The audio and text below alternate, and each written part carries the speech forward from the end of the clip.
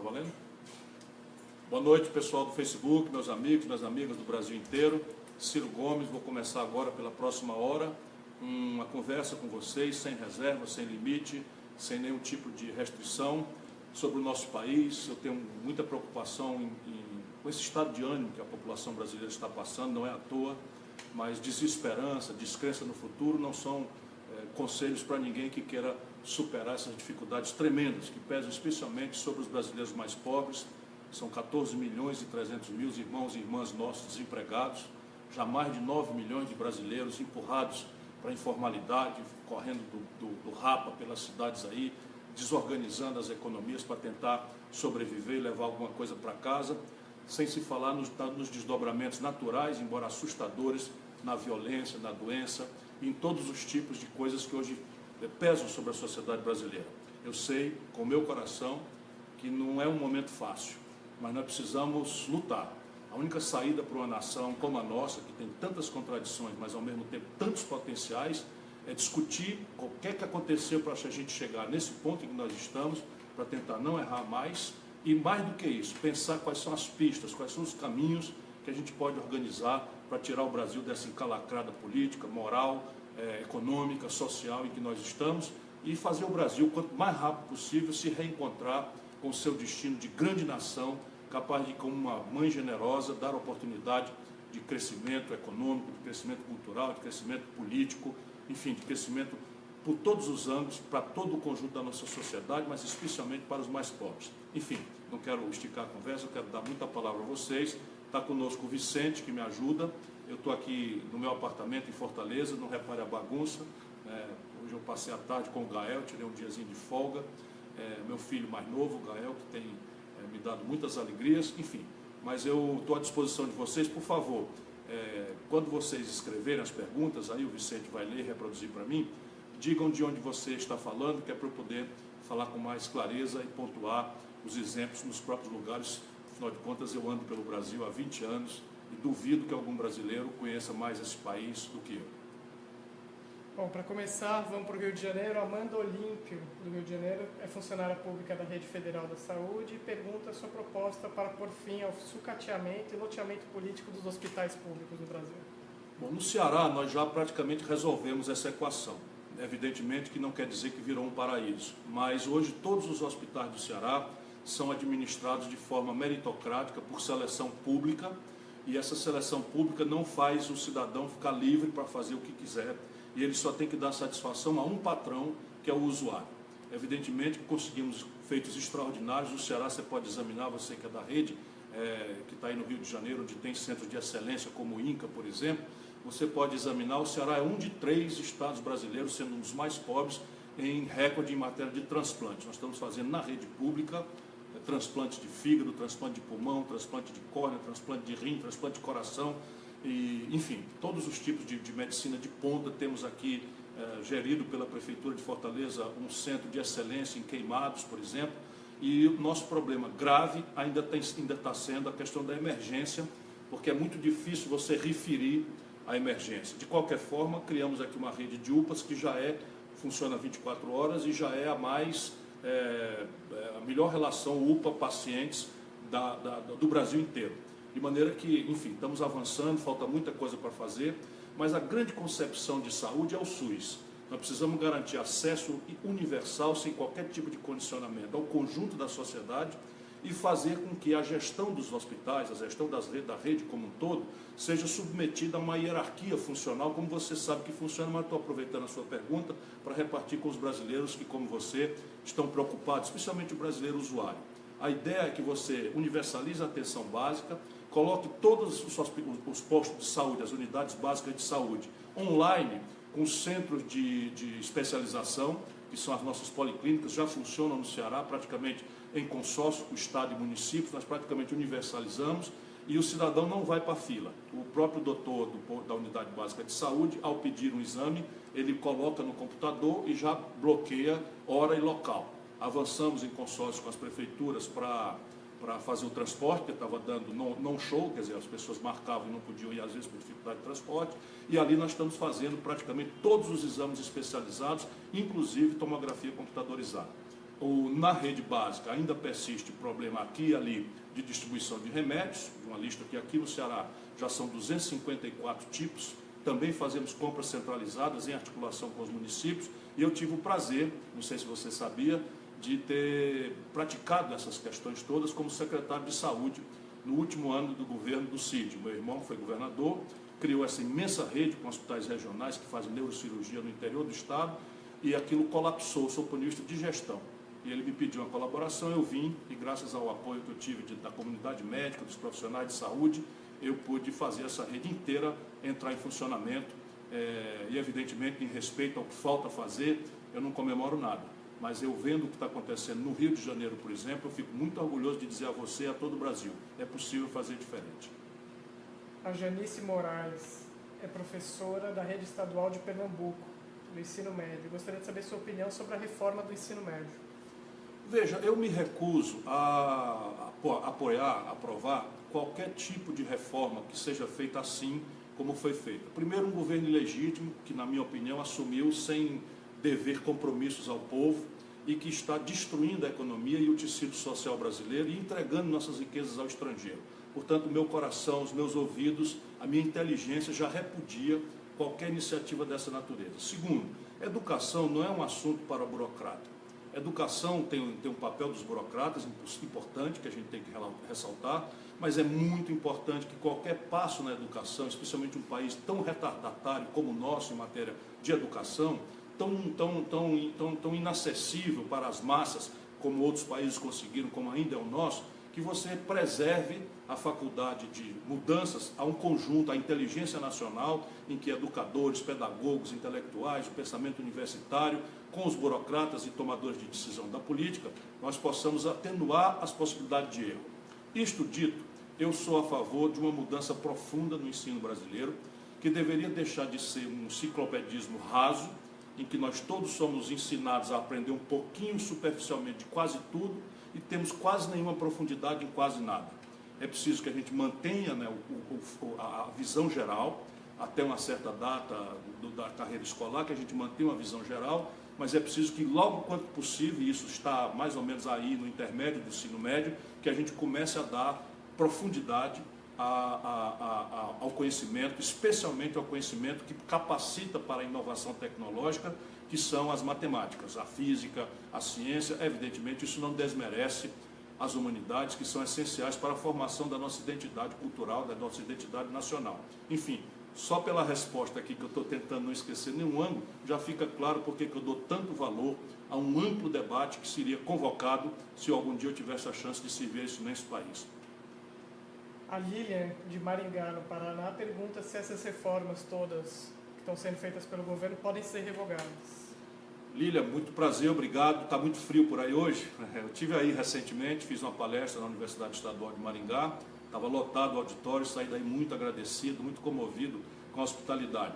Sim, as que foram feitas até agora, como são matéria de legislação infraconstitucional, ou seja, legislação ordinária, legislação de quórum mais simples, é possível que a gente ainda revogue. Há uma delas que vai ter um pouco mais de dificuldade, mas ela é tão explosivamente hostil e impraticável que àquela data, ali quando começar o novo governo, em 2019, vai ficar flagrante a física impossibilidade de se praticar.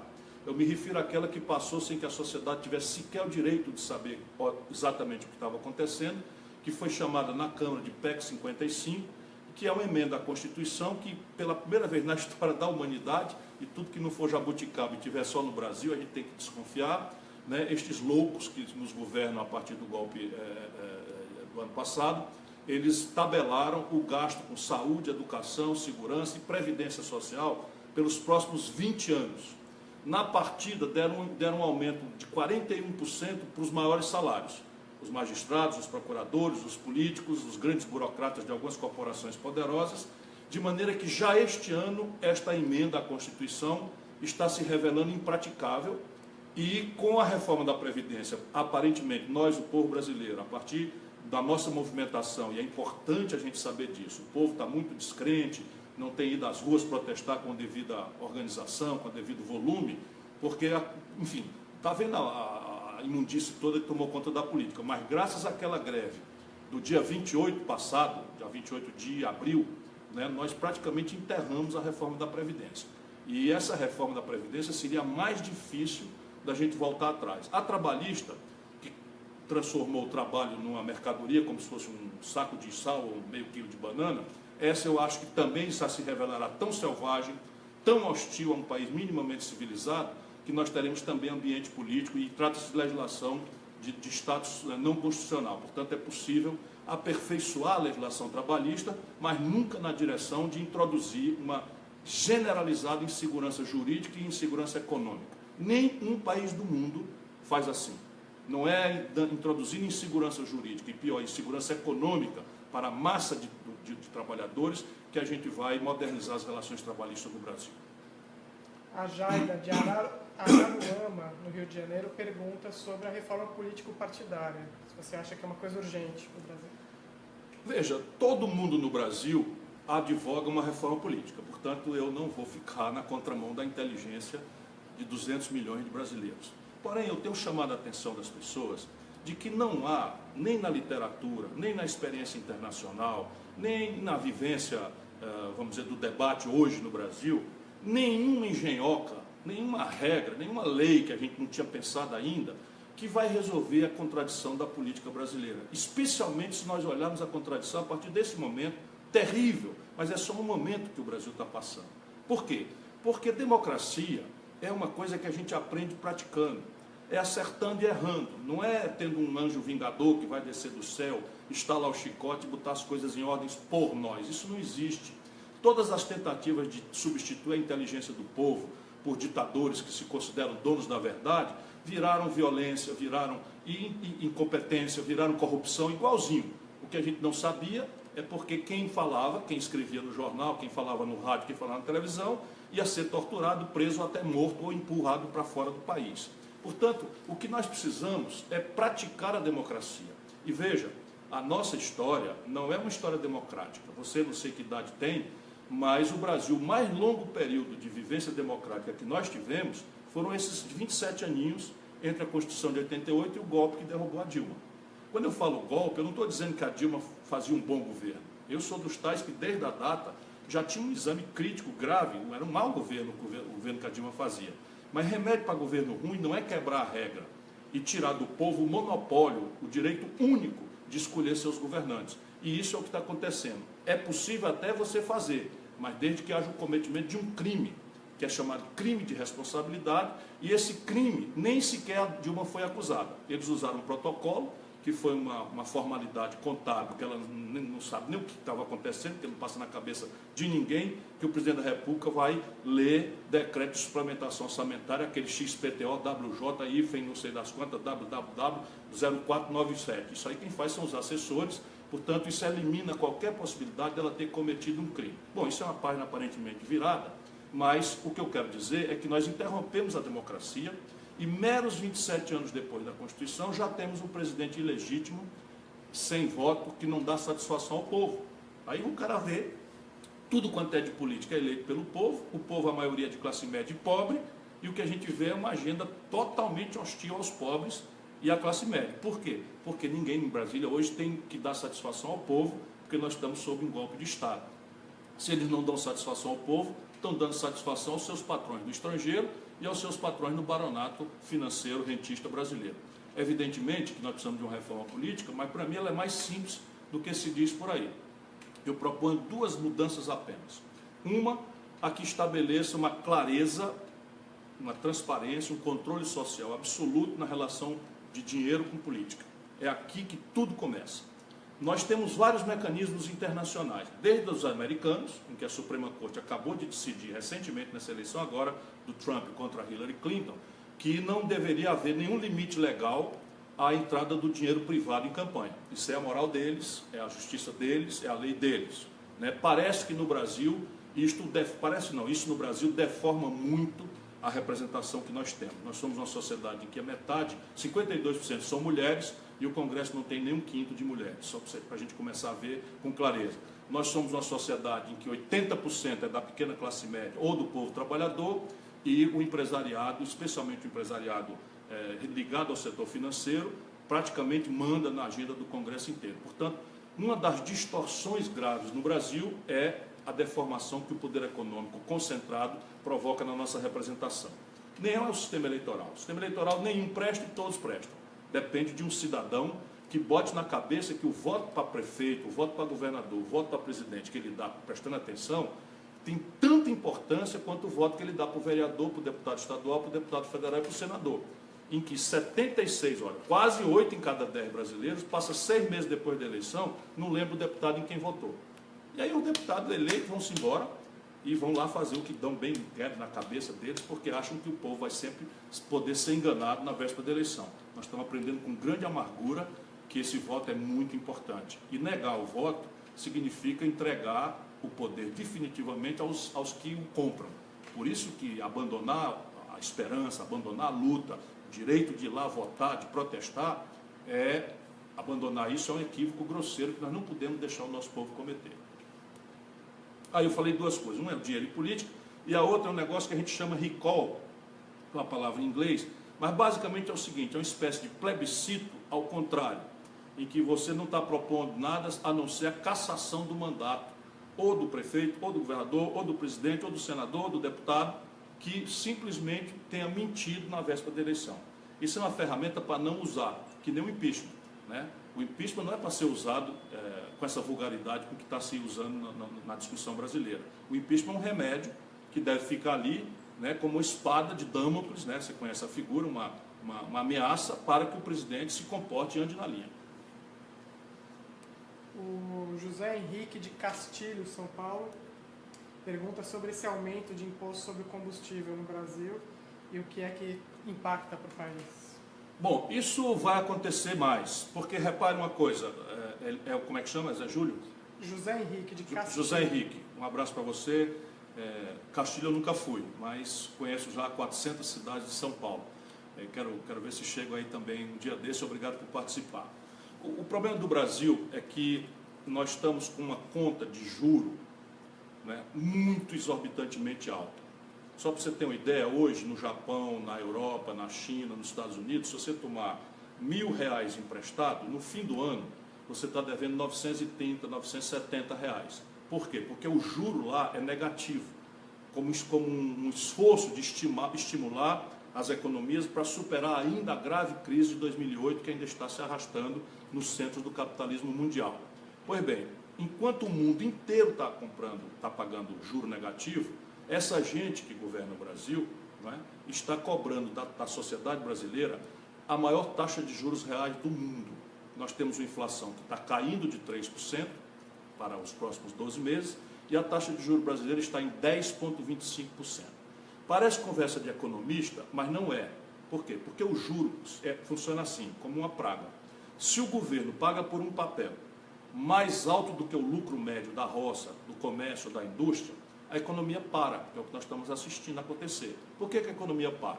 Porque se eu tiver dinheiro, por que eu vou botar num negócio que vai me dar trabalho, vai obrigar a acordar cedo, a contratar gente, a lidar com fiscal, se eu botar o mesmo dinheiro no papel do governo, eu tenho um lucro maior. Ou o inverso, se eu não tenho dinheiro, e essa é a realidade média do Brasil, eu tenho uma vontade de botar um negócio, eu quero empreender, todo brasileiro tem vocação para isso, como é que eu vou poder tomar dinheiro emprestado num banco para botar num negócio que no fim do mês me dá um lucro menor do que a prestação que eu tenho que pagar para o banco? Então essa é a grande perversão, se você me pedisse um resumo, da economia brasileira. E o poder está dominado por essa gente que serve às 10 mil famílias mais poderosas do país que vivem de especular com dinheiro nos papéis do governo. Quando isso acontece, o governo tem que pagar a conta.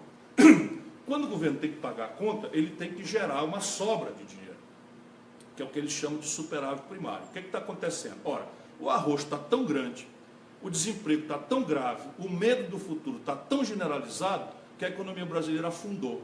E ao afundar, os impostos que o governo arrecada despencaram. As despesas são mais ou menos as mesmas, embora estejam atrasando pagamentos, os institutos federais de educação estão aí caindo aos pedaços sem poder ser administrados, as universidades estão praticamente parando, os hospitais sentindo dificuldades, os hospitais federais já com gravíssimos problemas de custeio. Toda a dinheirama é só para comprar político, financiar a rede de corrupção que tomou o Palácio do Planalto e fez dele uma trincheira de corruptos e de quadrilheiros, não há outras palavras, vocês me perdoem, vocês estão assistindo, às vezes que eu sou bocão, não é que eu sou bocão, eu conheço essa gente e eu sei a perversão que está acontecendo e eu não tenho rabo de palha. Eu me sinto moralmente obrigado a esclarecer ao povo brasileiro essas coisas. Pois bem, no limite, então, não está dando para pagar a conta nem sequer do juro. Resultado, esse ano eles tinham assumido um compromisso no orçamento de deixar um buraco só de 139 bilhões de reais. O buraco está indo para 150 bilhões de reais. Então eles estão mentindo e estão da mão para a boca, cortando despesas onde já não pode cortar e criar esse primeiro impostozinho. Eu digo impostozinho porque o que vem aí é pior. Esse é apenas o PIS/COFINS, que aumentou 41 centavos no litro de gasolina, 29 centavos no litro de diesel, 34 centavos no litro do álcool etanol. Porém, este dinheiro só dá para arrecadar 10 bilhões de reais. Só para comprar voto, para não ser investigado pelo Supremo Tribunal Federal, o senhor Michel Temer torrou esses últimos 30 dias 4 bilhões de reais. Então, metade do que vai arrecadar do ano já foi torrado comprando voto de deputado, para o Michel Temer não responder ao Supremo Tribunal Federal a denúncia de corrupção, que simplesmente é irrespondível, porque, de novo, cansei de avisar quantas vezes ao Lula, cansei de avisar a Dilma, cansei de escrever artigo, ninguém quer ouvir, fazem as conversas lá nos gabinetes de Brasília, está aí o país inteiro pagando a amargura. Não vai dar para fechar a conta. Das duas, uma, ou eles vão afrouxar o buraco, dependendo de como o povo reagir, ou eles vão aumentar mais uma vez o tributo na gasolina. Por que eles fazem na gasolina? Porque é o povão que paga. O que eles não querem é cobrar do baronato, que são os patrões dele. Essa é a grande diferença. Gabriel de São Paulo lembra que hoje o Copom diminuiu mais um ponto percentual. 9,25. E aí ele pergunta, teve o IPCA que registrou 0,33% de deflação no último mês, e como é que isso impacta na economia daqui para frente, e o que é que você pensa sobre a TJLP? Bom, eu criei a TJLP sob a liderança do presidente Itamar Franco. A ideia qual era? Quando a gente aumenta a taxa de juros, teoricamente, a gente aumenta para combater o excesso de consumo. Deixa eu explicar para vocês. Quando a gente fez o Plano Real, do dia para a noite, a gente encerrou um imposto que transferia brutalmente renda do povão, da classe média, para o governo e para os especuladores. Acabando isso, esse dinheiro deixou de ir para o governo e para os especuladores e ficou na mão do povo. O povo foi, no dia seguinte, para o consumo, inclusive desconfiado com razão, por causa das experiências de mentiras anteriores, né, de que aquilo era só para ganhar a eleição. Então vai todo mundo para o consumo. Resultado, a produção não acompanha na mesma velocidade. Então você aparece mais gente podendo e querendo comprar as coisas do que a produção consegue oferecer. Então você tem o que os economistas chamam de ato de produto, ou seja, mais gente podendo e querendo comprar as coisas do que as fábricas, a roça, enfim, o comércio tem condição de vender. Nessas circunstâncias os preços sobem. Começa com fila, com ágio, depois vem o desabastecimento e aí perdemos os outros planos todos. No real, eu assumi lá e partimos para cima e a única saída para isso é aumentar a oferta. Nesse momento, o Brasil está com quase praticamente um terço da sua capacidade de produção parados. Por quê? Porque o povo está desempregado, porque o crédito está muito caro e arisco, porque as pessoas estão com medo do futuro, então ninguém está comprando.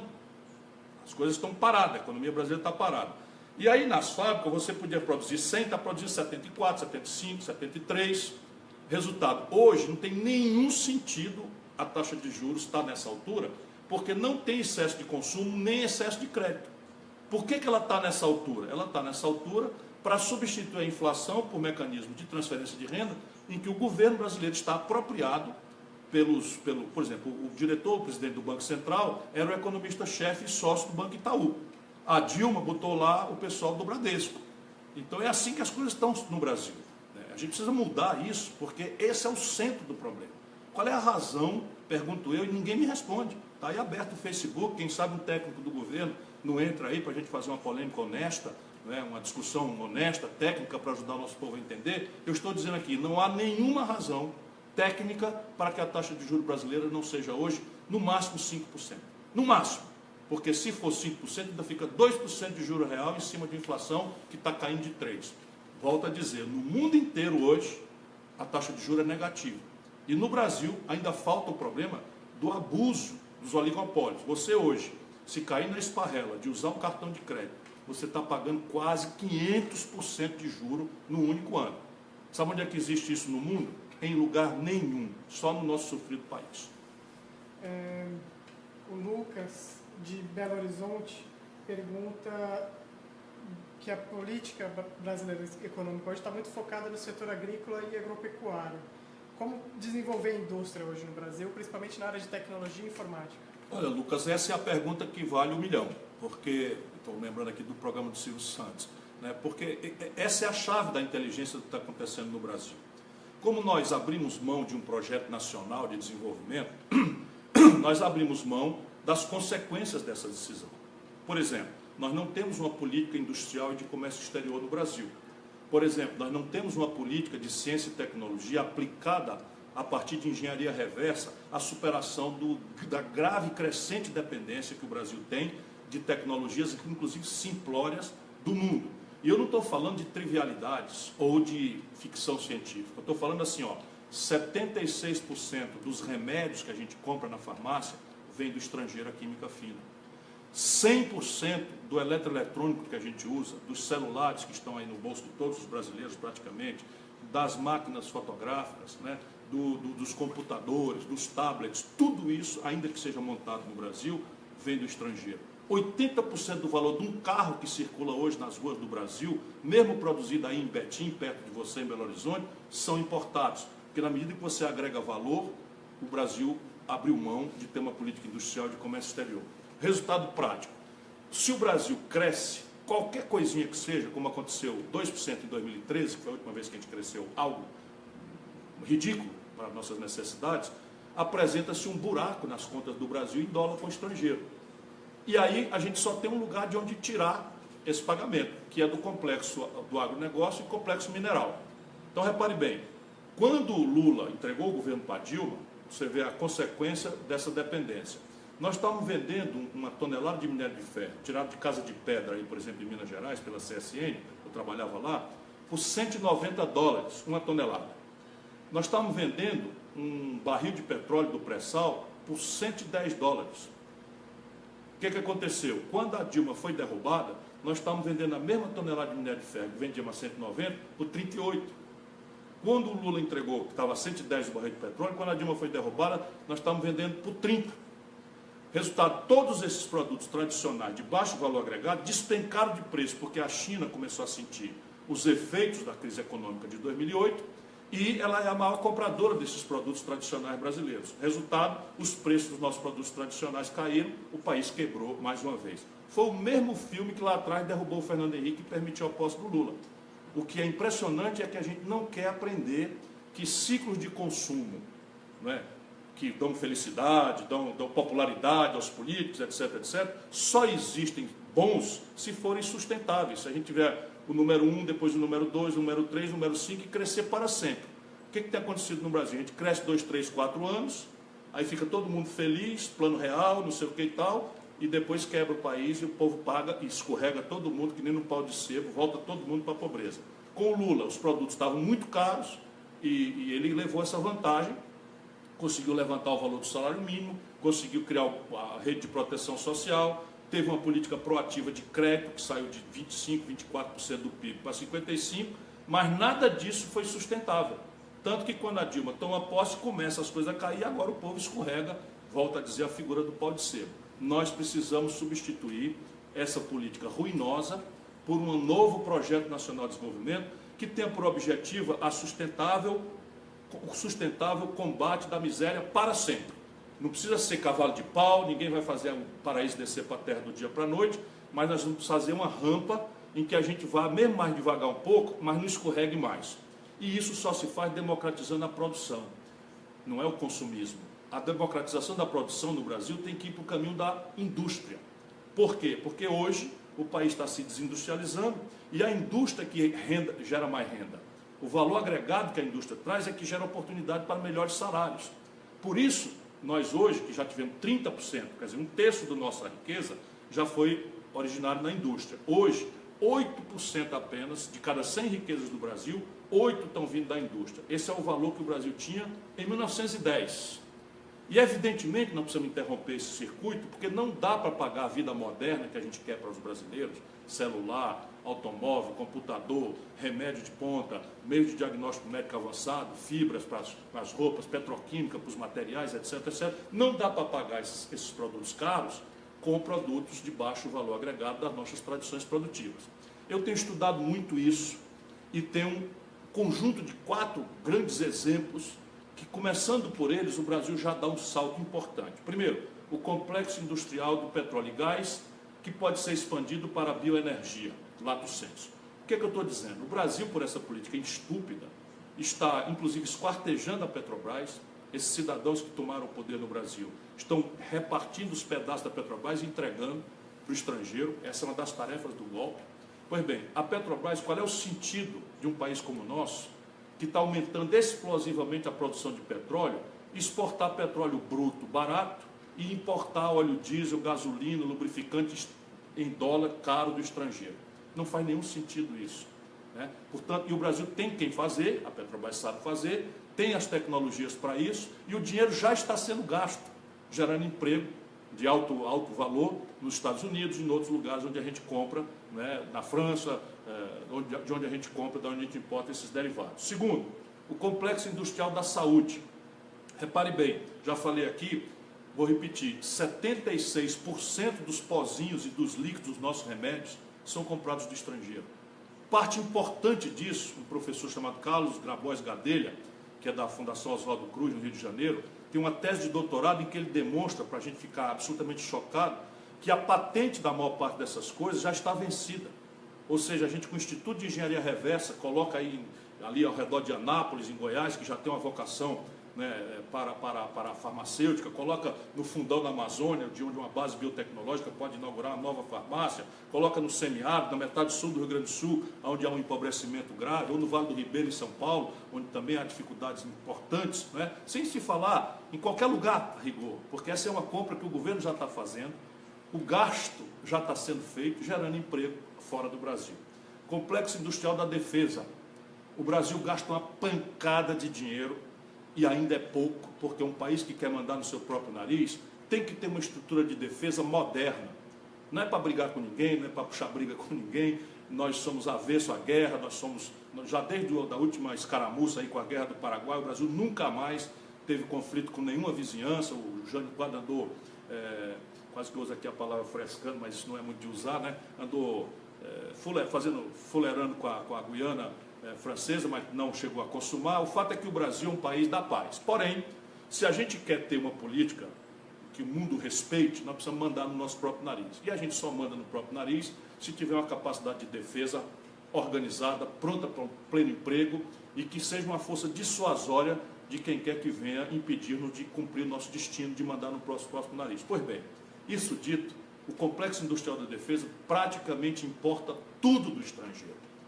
Olha o que aconteceu ali pelo fim do primeiro governo Dilma. A China ganhou uma concorrência, ou quase ganha, né? Ganhou a concorrência para fornecer os uniformes do Exército Brasileiro. Evidentemente que nós não podíamos aceitar uma coisa dessa, essa concorrência foi anulada, mas se a gente está sofrendo para competir na base tecnológica rudimentar do uniforme das nossas Forças Armadas, o que não dizer de satélite, foguete, propulsão nuclear, armamentos, mísseis, não é? Caça, bombardeiros, enfim, naus, navios, enfim, da nossa marinha. Tudo isso já é uma montanha de dinheiro que a gente tem que gastar e nós estamos gastando importando. O exemplo prático é o que nós fizemos no fim do governo Dilma, ali no primeiro momento do governo Dilma, concluímos uma negociação em que a Força Aérea Brasileira bateu a mão na mesa e garantiu essa conquista para o Brasil. Nós íamos comprar uma porção de caças e queríamos fazer com que a compra, que é um par de bilhão de dólares, viesse casada com transferência tecnológica. Os americanos não aceitaram, os franceses não aceitaram, nós fomos achar na Suécia e compramos o Gripen. Agora, lá vem esse caça para o Brasil, está chegando, os primeiros estão chegando, e eu quero saber quem vai ler essa tecnologia. Como é que nós não vamos preparar o Brasil para as outras aplicações não militares da microeletrônica, por exemplo, embarcada num caça? E isso tudo tem a ver com um complexo industrial monstruoso que a gente tem que germinar e empoderar no Brasil. E, por fim, o complexo industrial do agronegócio, que eu lhe falei em 4. Olhe bem, A agricultura brasileira, a pecuária brasileira, são a agricultura e a pecuária mais competitiva do mundo. Repare uma coisa, 40% dos custos de produção da agricultura e da pecuária mais competitiva do mundo são importados do estrangeiro. Como é que se explica que o Brasil não tem uma fábrica de agrotóxicos, não tem uma fábrica nacional de fertilizantes, não tem uma fábrica nacional de implementos agrícolas? Elas podem até estar montando aqui no Brasil, mas é tudo faturamento em dólar, com remessa de lucro, pagamento de royalties, indo tudo para o estrangeiro. E depois da gente produzir, o máximo de agregação de valor que a gente faz no Brasil, por exemplo, na soja, é o esmagamento 100% controlado por multinacionais. Não faz nenhum sentido isso. E o dinheiro já está aí, nós temos os protagonistas para ir. O que nós precisamos fazer é organizar uma política industrial e de comércio exterior, buscar uma posição na política internacional, não é? Em que a gente busque nas novas relações do Brasil com o mundo uma política de preferências comerciais. O BRICS está pronto para isso, né? O BRICS, você já sabe, é Brasil, Rússia, Índia, China e África do Sul. Aqui estão 3 milhões de bocas, onde o Brasil pode negociar, não só regimes de preferência comercial para esses setores onde a gente quer ganhar a escala global, mas pode e deve também negociar transferências tecnológicas sensíveis e pode e deve reforçar estruturas rebeldes ao Fundo Monetário Internacional de financiamento como o Banco do BRICS. Enfim, as coisas têm saída, mas é preciso ter um projeto para o país. Essas coisas não vão cair do céu, nem o mercado sozinho, com todas as suas virtudes e talentos, vai jamais conseguir resolver essa parada. O Rodrigo Viana, de Los Angeles, nos Estados Unidos, queria saber como seria uma opção viável para a ciência brasileira, no sentido de se tornar um instrumento estratégico no país, acompanhando uma economia que procura o caminho de crescer com um olhar nacionalista e progressista. Rodrigo Viana. Um abraço a você, meu camarada, meu conterrâneo, meu compatriota, que está aí provavelmente emprestando a sua inteligência aos americanos em Los Angeles. Eu quero muito que você um dia possa voltar para o Brasil, como todos os que estão nos vendo no estrangeiro, e aqui tem a oportunidade de vencer, de ganhar com dignidade a sua vida. E é só uma homenagem que eu quero fazer a essa diáspora de brasileiros que eu tenho encontrado pelo mundo afora. Perguntas inteligentes como a sua já trazem a semente da resposta. O Brasil tem hoje uma aposta em ciência e tecnologia que é difusa, dispersa e minúscula. Ela é difusa e dispersa porque, como o país não tem projeto, basicamente cada cabeça de um cientista é um projeto. Então, eu mesmo fui visitar a COP, e aquilo é um centro de excelência, tem cérebros absolutamente extraordinários, e ali eu fui visitar um projeto de um veículo leve sobre trilho, só que não é trilho, é essa levitação, essa coisa magnética, e eles estão com isso praticamente pronto e não tem financiamento para concluir e desdobrar do centro tecnológico para aplicações práticas comerciais que poderiam ser potencialmente enriquecedoras, para o país e para resolver ou ajudar a resolver esse drama crescente, especialmente quando aumenta os combustíveis, há uma pressão de tarifa, como aconteceu recentemente no Brasil, que é o transporte dos trabalhadores. O Brasil hoje está cobrando dos seus trabalhadores um terceiro turno de trabalho, e agora com essa selvageria da reforma, isso não vai ser remunerado mais, ou seja, o trabalhador vai passar 2 horas no ônibus indo para o trabalho, 2 horas voltando para casa, na conta do penca, porque essa gente que está aí considera que esse ir e vir de cidades desorganizadas, que explodiram sem planejamento, é uma tarefa privada dele, que ele tem que descontar do mísero salário que recebe. Enfim, estou dando um exemplo prático, mas quero lhe dizer que qualquer projeto nacional tem que dar centralidade a 3 grandes questões. As 3, no limite, têm a ver com reforçar nossa capacidade científica e tecnológica. A primeira é uma engenharia mais de como financiar, de onde vem o dinheiro, que é elevar o nível de capital doméstico no Brasil, que é muito baixo, a gente comentou outra hora. O segundo é trazer a universidade para um grande concerto, uma grande inteligência estratégica que formule uma hegemonia, ou pelo menos um conceito claro, que una os brasileiros que trabalham aos brasileiros que produzem. E a universidade tem um papel, a comunidade técnico-científica tem um papel absolutamente insubstituível de prover as inteligências, as respostas, enfim, técnicas para o desafio da superação desse atraso. E, por fim, o investimento em gente. Se a gente não vir o orçamento brasileiro aumentar o gasto por cabeça em aluno ano, o gasto como percentual do PIB em ciência e tecnologia, focando, dirigindo, estabelecendo uma hierarquia prioritária, de objetivos táticos, sem desprezar nenhum segmento da ciência naturalmente, que deve ser livre. mas ao governo toca orientar de forma democrática, em audiência à comunidade técnico-científica e ao mundo produtivo, e ao mundo do trabalho organizado e lúcido que o Brasil tem, esse projeto nacional. Sem técnica e ciência, não há chance da gente resolver o problema. Marcelo Pinzon, de Canoas, no Rio Grande do Sul, pergunta sobre a dívida pública. Marcelo, um abraço. Inveja de vocês aqui. Eu estou a 29 graus aqui em Fortaleza e Canoas, uma hora dessa, deve estar fazendo uns 8 graus, né, se ainda está valendo aqui meu testemunho. Gente boa, gente gaúcha que trabalha tão fortemente pelo Brasil. Veja, a dívida pública é um tormento e hoje é um tormento muito gravemente central na vida brasileira. Primeiro, conversemos sobre isso com a responsabilidade que é necessária. A dívida pública, o conjunto dela, corresponde à poupança da sociedade. É fato que estão aí os bilhões especulativos de especuladores estrangeiros, que estão aí também bilhões do baronato especulador no Brasil, mas também estão aí as cadernetas de poupança das pessoas, estão aí a caderneta de poupança das viúvas, está aí a FGTS dos trabalhadores com as contas ativas, enfim, todas as formas de poupança, o FGTS está aí também e tal, elas correspondem à dívida. Portanto, não dá para brincar com isso.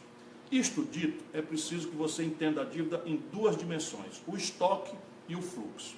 Já conversei nesse live hoje várias vezes sobre o fluxo. O fluxo é o seguinte: o Brasil não pode mais continuar com uma política de juros inexplicavelmente alta, exorbitando de qualquer paradigma internacional, até porque esta é uma janela de ouro que esses irresponsáveis estão desprezando. Qual é a janela de ouro?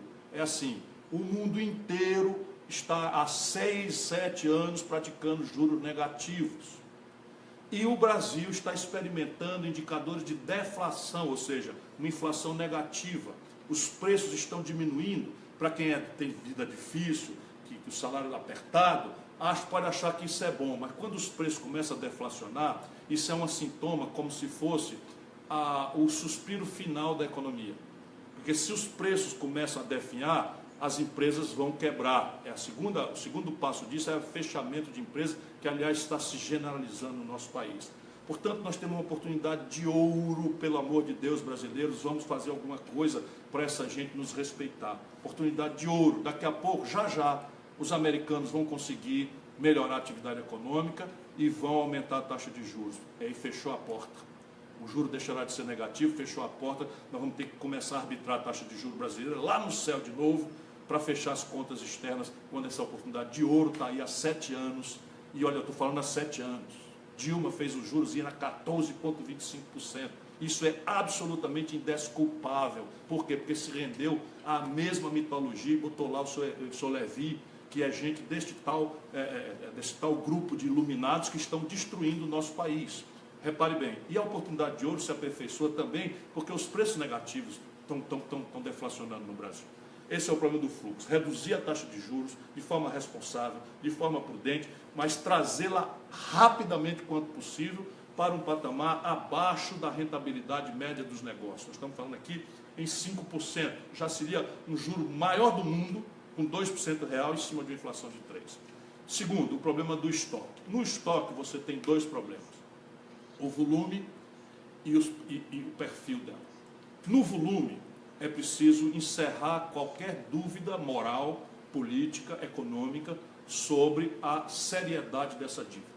E eu já assumi um compromisso, sem qualquer tipo de aventura, não admitirei quebra de contratos, não admitirei intriga nessa área, mas é preciso que todo brasileiro tenha a segurança de que essa dívida não está fraudada numa parte média, grande ou pequena.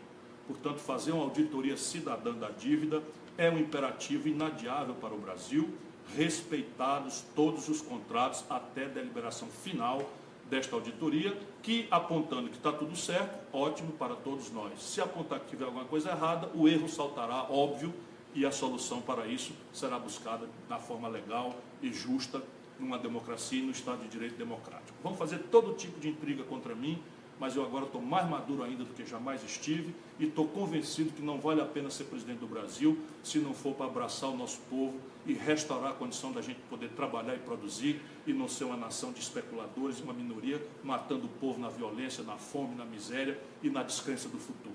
Isso é minha vida e eu não vendo a alma para ser presidente do Brasil. Quero muito servir ao Brasil um dia desses, se for possível, mas só se for para chegar lá, entrar pela porta da frente e sair pela porta da frente honrado pelo respeito do povo brasileiro.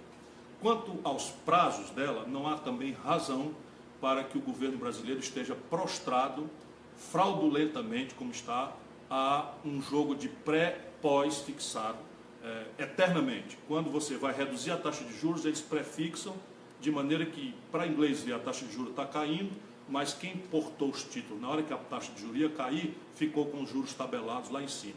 Quando é pós, é quando os juros vão subir, eles fazem os títulos todos cedo. Então, de maneira que as pessoas emprestam um juro baixo e quando o juro sobe, o governo paga. E hoje, eu estou estudando para dar mais detalhes, há uma imensa fraude, com o nome pomposo de operação compromissada, em que o Banco Central está fraudando, né, os limites do endividamento do setor público e a taxa Selic, que é aquela que remunera os títulos do Tesouro.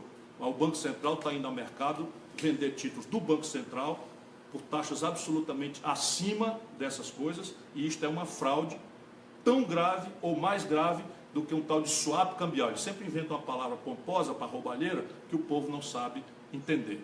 O swap cambial era assim, foi feito no governo da Dilma, só no ano 111 bilhões de reais foram roubados do povo brasileiro. Na aposta contra o real, se o câmbio ia subir ou não, a taxa do dólar, o governo, se não subisse, o governo micava. Se subisse, o governo entregava dinheiro do povo, que não tem para a saúde, para a segurança, para a educação, para os especuladores de sempre. Esse é o câncer do Brasil. O Thales, de Inhumas, Goiás, quer que você explique um pouco melhor como você acha que deve ser a relação com os bancos públicos. Os bancos públicos no Brasil sempre tiveram uma relevância na medida em que eles são sensíveis a políticas públicas. E eu não tenho nada contra, por exemplo, eu era uma pessoa contra o Banco de Estado, porque os estados não tinham os controles federais, e aí viraram, especialmente os grandes bancos, Banespa, Banerj, mas o BEC aqui no Ceará também foi quebrado por traficância política. O Banco do Estado do Ceará foi quebrado também por tráfico de influência, porque os amigos do rei tomavam dinheiro emprestado, não pagaram, etc, etc. Pois bem, os bancos estaduais eram uma impertinência, mas os bancos federais, eles cumprem uma tarefa pública. Por exemplo, todo o agronegócio que faz a grandeza do nosso centro-oeste, minha homenagem aos brasileiros que trabalham na agricultura do país, porque o Brasil não respeita vocês como vocês merecem.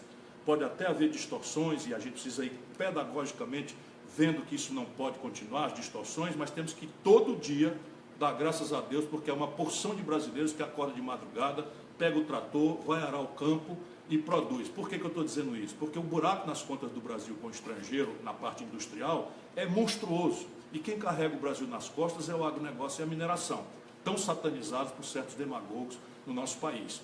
O que evidentemente não quer dizer que eu aceito abusos contra o trabalho semi-escravo, não aceito abuso contra o meio ambiente, não aceito abuso contra populações tradicionais, mas também, como conheço o Brasil, sei que esses abusos são exceção, porque eu conheço a experiência média, Lucas do Rio Verde, né, enfim, o próprio Goiás, aí que eu tive recentemente 2 vezes em Goiânia, e quero ir mais uma vez para rever vocês. Pois bem, a questão básica que você está me perguntando, Vicente. Ele estava falando sobre os bancos, qual deve ser o papel político. Então, repare, eu estava falando do agronegócio. Nós temos uma taxa de juros exorbitante e o agronegócio recebe uma taxa de juros razoável. Quem paga a diferença é o governo. E quem opera, acredite, 100% é o Banco do Brasil. Porque você tem na lei uma obrigação para os bancos privados fazerem, mas os bancos privados ganham tanto dinheiro na especulação financeira que fraudam as exigibilidades. Um empresta formalmente para a agropecuária do outro e dinheiro para o campo mesmo só chega via Banco do Brasil. Quando você quer fomentar uma política industrial de comércio exterior, você não pode cobrar um juro de mercado, porque há um prazo de maturação. Você imagina, por exemplo, reflorestamento. Você planta uma área, ela só vai ser capaz de ser colhida daqui 10, 12 anos. Então, se você for para o banco quer lhe emprestar 6 meses com juro monstruoso, o Brasil não consegue se reflorestar. É uma atividade em que a nossa natureza tão generosa nos permitiria ser o tomador, quer dizer, o dominador do mercado global, e a Finlândia que domina, com 8% do comércio de papel e celulose, porque no Brasil não tem crédito peculiar para isso. Portanto, nós precisamos fazer o planejamento estratégico, isso na ambiência de um projeto nacional, e a ferramentaria, que deve ser toda ela utilizada, uma das mais graves é o financiamento, subordinado naturalmente à decência, a critérios de transparência, a controle social, a evitar fraudes, e isso tudo é simples de fazer, né? Na medida em que você dê transparência e controle social a essas coisas, mas de maneira que essas ferramentas entrem no mercado para cumprir etapas. Se nós vamos fazer um complexo industrial, né, vamos dizer, do petróleo e gás, é preciso ter também dinheiro compatível com os prazos de maturação, que a rede privada, jogando como joga tudo na especulação, não está interessada em fazer. Hoje, os bancos privados no Brasil praticamente se oligopolizaram. Nós temos hoje praticamente 70% do mercado financeiro brasileiro, 4 bancos tomando conta. 2 são públicos, o Banco do Brasil e a Caixa Econômica, e 2 privados, o Itaú e o Bradesco. Isso é outra perversão que aconteceu durante esses últimos anos, que o Brasil jamais deveria ter permitido que acontecesse. O Matheus Leão, de Belém, no Pará, Terra boa, pergunta sobre projetos para a região norte, que esse atual governo golpista tem esquecido. Olha, Matheus, eu sou do Nordeste e compreendo a questão regional, fui ministro da Integração Nacional do governo do Lula, e eu compreendo que a diversidade regional no Brasil não é um problema, ao contrário, é um potencial absolutamente extraordinário. No Pará, você tem, eu até ajudei o governador quando eu fui ministro, e era o atual governador, na época era o mesmo governador, Jatene, né?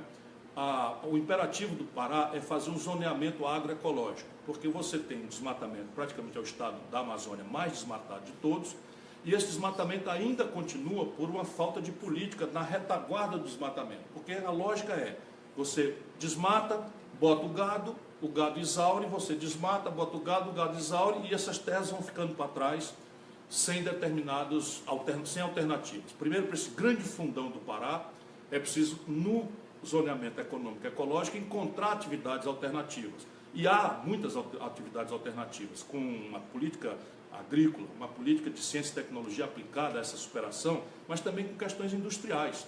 A grande queixa no Pará, por exemplo, é que o Pará é um estado extraordinariamente exportador de energia e fica só com o ônus das grandes barragens. É preciso, de fato, agregar energia, agregar valor usando esse potencial energético que o Pará oferece ao Brasil.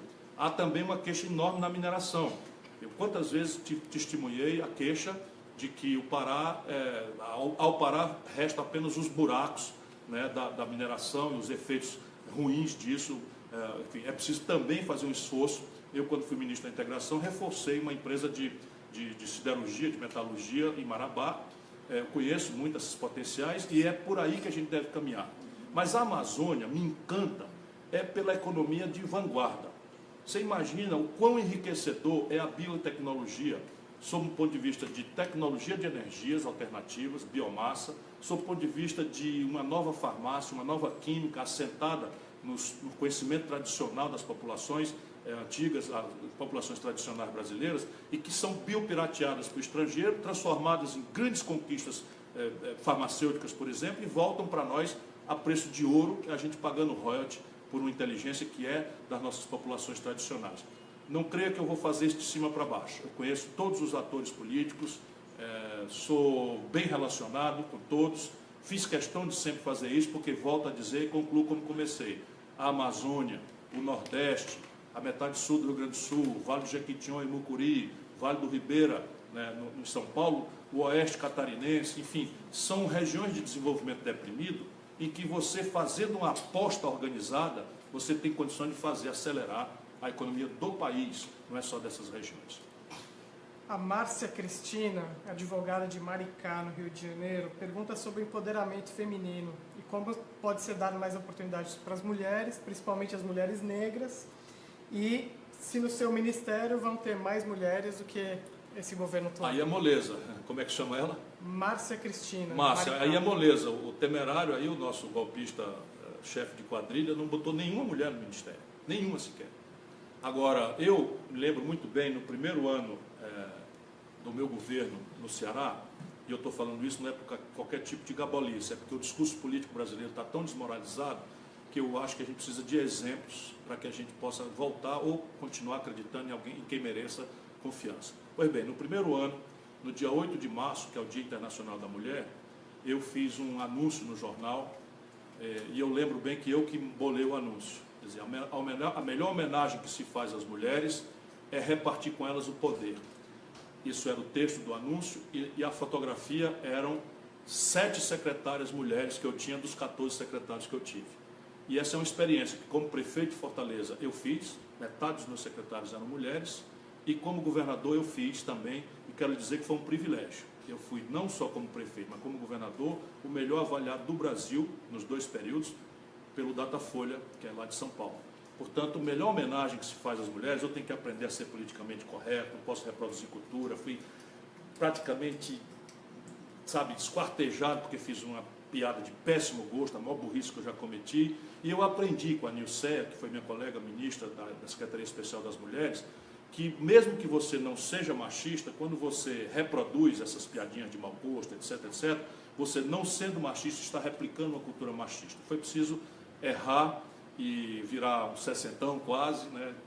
Já os cabelos indo embora, mas eu tenho um profundo respeito, mais do que tudo, pelas mulheres. E se eu um dia servir ao Brasil como seu presidente, acredite, o meu governo será muito fortemente qualificado pelo feminino. O Bruno, de Uberlândia, pergunta como unificar o campo progressista, mesmo para uma eleição ano que vem, mesmo na possibilidade de ter mais de um candidato da esquerda. Olha, Bruno, deixa eu dizer para o Vicente aqui, o Triângulo Mineiro, Uberlândia, Beraba e Araguari, né, é um dos centros mais extraordinários de politização, enfim, o mineiro já é especial por si. Eu tenho essa quedinha, né, pelos mineiros e pelos gaúchos, porque compreendo a importância estratégica dos dois. Isso não desmerece nenhum pedaço do Brasil, no meu bem-querer e no meu amor, mas é que o Brasil tem uma dívida com o Rio Grande do Sul e com Minas, e esses 2 estados, junto do Rio de Janeiro, estão simplesmente quebrados por uma política econômica estúpida e por erros graves que se cometeram nos 3 estados. E eu não posso mencionar esses estados sem me lembrar disso. E assim, qualquer brasileiro que tem um mínimo de compromisso com a história do Brasil tem que resgatar esses estados dessa situação de humilhação e de avassalamento, de joelhos diante de um poder central arrogante, né, que não conhece a nossa história e que está aí para servir a interesses que não somos do povo brasileiro.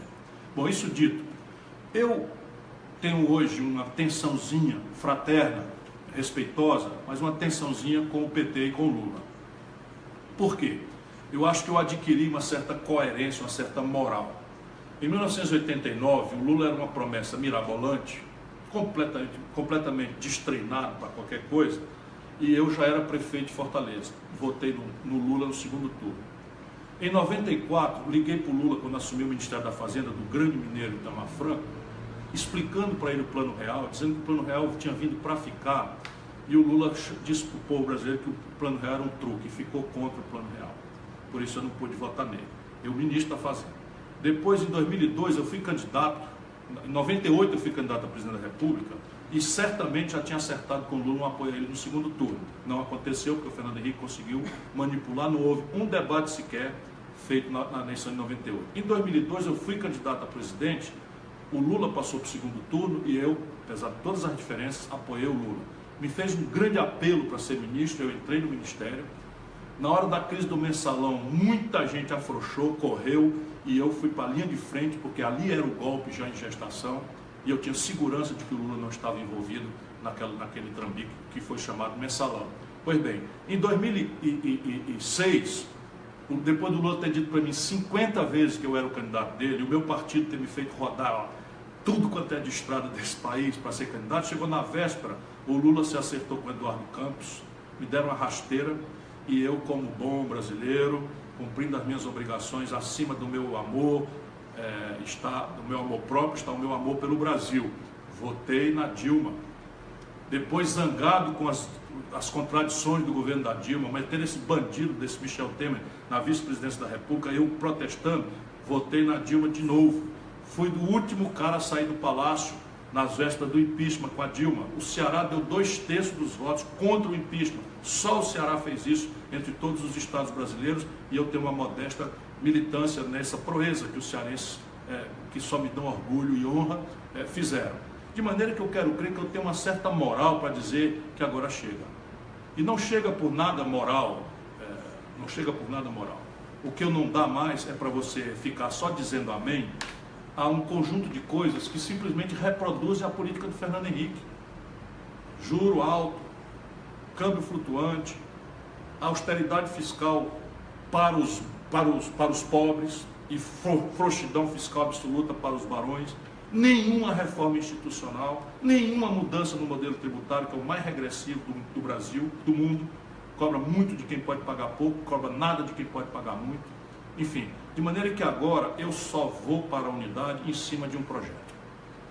O projeto é mais importante do que eu, mas quero que eles também tenham a humildade de entender que não dá mais para a gente ir só porque o Lula é o pai da pobreza e tal, porque eu também não caio nessa. O Lula é uma pessoa que teve um papel importante, mas é o grande responsável também por essa crise política que o país está vivendo. Ele é que, aproveitando a popularidade folgada, merecida que o povo deu a ele, fez essas negociatas todas, com Michel Temer na vice, ele que entregou Furnas para Eduardo Cunha, que virou presidente da Câmara distribuindo dinheiro roubado de Furnas, como todo mundo já sabe, está na cadeia, e eu cansei de ficar calado diante dessas coisas, porque o Brasil é maior do que todos nós. A Ana Letícia do Rio pergunta, vai ter eleição ano que vem? É preciso vigiar e lutar, mas eu não creio que eles consigam acumular forças para quebrar o calendário eleitoral. Porque hoje em dia, os golpes têm um pouco mais de sofisticação. É preciso guardar determinados protocolos, porque é uma comunidade internacional. O judiciário brasileiro, apesar de todas as suas graves deformações, guarda algumas aparências, algum republicanismo, de maneira que eu estou seguro de que a grande saída serão as eleições de 2018. Muita gente perguntando, Temer cai até lá? As coisas estão se acumulando nessa direção. Por quê? Porque ele alimenta o equívoco de que está aí porque ele é um político hábil, ele é um político... Ele é uma múmia que foi colocada nessa incrível posição de segundo mandatário do país pelo Lula, como eu já expliquei, e pela frouxidão de uma certa fração pragmática do PT. Agora, ele foi posto aí por 3 interesses de bastidor. O primeiro interesse é dos políticos de A a Z, olha o constrangimento de um cara como eu dizer isso, de A a Z passando pelo Lula, que querem o fim da Lava Jato. E a Dilma, seja por inabilidade, seja por intransigência moral, que a Dilma é séria, a Dilma não mexeu uma palha para constranger a Lava Jato. Pelo contrário, né? Deixou a Polícia Federal sair até da sua severidade, anárquica, sob certa forma, etc, etc, mas a Dilma, enfim, foi derrubada porque os políticos, os sindicatos políticos querem o fim da Lava Jato. Isso continua aí, a luta continua aí. Segundo, a plutocracia, o baronato brasileiro, queria tomar o orçamento para controlar a proporção da dívida pública em crescimento em relação às nossas riquezas, que é o chamado PIB. Essa é a segunda grande razão do golpe, a tal PEC 55, que tabelou os gastos todos, com educação, com saúde, com segurança, com previdência, deixou livre um gasto, justamente o maior de todos, o mais antissocial de todos, o menos relevante de todos, que é juro para dívida. Isso é sintomático. E a terceira razão são os interesses estrangeiros. Já entregaram, né? Acabaram com a reserva legal do PESAL, estão acabando com a questão de conteúdo nacional. Só para vocês terem ideia, o presidente da Petrobras, do governo golpista, fez uma carta convite agora, não é um edital que qualquer firma pode comparecer, fez uma carta convite, ou seja, é uma licitação dirigida para 17 empresas, todas 17 empresas estrangeiras, e o pretexto, como todo moralista, eu queria dizer filho da puta, mas não se deve mais falar essas palavras, todo moralista de goela, né, o pretexto é que as empresas brasileiras têm enrolado no escândalo. Ora, eu conheço a vida e conheço o mundo. Fui olhar, as 17 empresas estrangeiras, todas as 17 estão enroladas em um ou mais de um escândalo em seus respectivos países. Ou seja, até a moralidade no Brasil está sendo usada para praticar corrupção e imoralidade. E isso no petróleo está acontecendo. Portanto, essas 3 razões do golpe, o Michel Temer não está conseguindo entregar inteiras, especialmente essa segunda. E aí a turma está com a faca na goela dele, ou dá ou desce. E ele agora resolveu, por isso que a Globo, por exemplo, está no pescoço dele. porque a Globo expressa esse poder central, né, dos carregadores da dívida pública, daqueles que vivem de juros, os 10 mil barões brasileiros. Pois bem, ele resolveu abrir os cofres públicos para comprar deputado. E as contas do país estão piorando, eu estou rindo para não chorar, estão piorando muito. Portanto, a primeira denúncia, essa daí, eu acho que ele vai conseguir passar.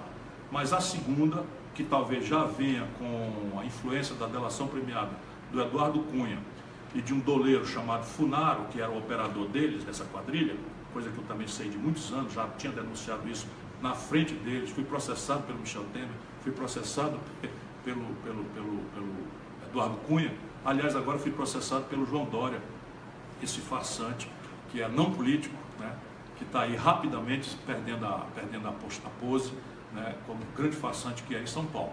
Eu tenho essa responsabilidade moral, vou ajudando o povo a entender as coisas, pago um pouco por isso, mas durmo sossegado, tenho 37 anos de vida pública, nunca respondi ao inquérito, respondo sempre isso, nem sequer para ser absolvido, o que nada mais é do que a minha obrigação, mas me dá moral para mostrar para o povo brasileiro quem são essas pessoas. Portanto, talvez, na segunda denúncia que o Janot ainda vai fazer antes de sair em setembro, não sei se o Temer aguenta não. Muita gente agora, para encerrar, perguntando como é que pode ajudar você a divulgar suas ideias para o Brasil todo. Olha, nesse momento, eu e o Vicente, né, eu estou rodando o país, eu sou muito ágil, eu não tenho aparato, eu não preciso de jatinho, eu viajo em avião de carreira, alguém me leva no aeroporto, alguém me espera lá na frente, eu não durmo 2 dias no mesmo lugar, meu amor, minha paixão é o Brasil, né, evidentemente que eu tenho o Gael, que é o meu caçulinha, tal, que estava até aqui com os brinquedos dele, tiraram de trás para vocês verem, tem 1 ano e 7 meses, eu estou absolutamente apaixonado por esse menino, tenho os outros filhos que só me dão alegrias, enfim, tem uma vida pessoal que eu procuro, né, cultivar, enfim, mas eu estou completamente dedicado ao Brasil. Para frente nós vamos profissionalizar isso, mas para profissionalizar, um cara como eu não pode dar passo errado, eu não posso ter dinheiro de caixa 2, eu não posso aceitar financiamento de empresa, sabe, quem fala as coisas que eu falo, quem é duro como eu sou, não pode errar. Então, as pessoas às vezes se queixam porque demorei para abrir uma página, não sei o que e tal, mas é assim, paciência, está no tempo certo, está tudo direito e tal. Por enquanto, essa ferramenta da rede social tem me ajudado muito. Eu não sei quantas pessoas acompanharam esse live aqui, mas tem dado 70 mil, 100 mil, 150 mil, já deu até 400 mil pessoas em determinados palestras que eu faço por aí. Portanto, nesse momento, Feliz é uma rede, procure se organizar. Daqui a pouco nós vamos tentar organizar isso daí, mas tem vários grupos, né, de WhatsApp, por exemplo, todos são grupos espontâneos, basicamente estudantada. Eu estou correndo às universidades também com um propósito, que é tentar criar uma corrente de opinião para que não seja, sabe, o dono da verdade falando sem o povo entender. Um projeto como o nosso precisa que seja dominado os conceitos básicos dele. Então os estudantes brasileiros estão criando essa corrente praticamente extraordinária para mim. E daqui a pouco tem 1 milhão, 2 milhões de pessoas capazes de reproduzir, né, o básico dessas ideias, e eu sempre vou fazer de volta aqui, ouvir vocês, enfim, responder as questões, aprender, vou vendo qual é a centralidade que os temas têm. Por hoje, muito obrigado a todos que participaram, né, a turma do frio lá pelo sul, a turma do calor adorável lá pelo norte, a turma da seca do nordeste, essa gente extraordinária do centro-oeste, o povão do sudeste, meu Rio de Janeiro eu estou de olho, não vou deixar esse estado passar o que está passando, se algum dia eu tiver, junto com o Rio Grande do Sul e Minas Gerais, a chance de ajudar o Brasil a sair dessa encruzilhada. O nosso destino não é esse. A minha geração acredita no milagre da política, porque nós ganhamos todas. E nós vamos ganhar de novo.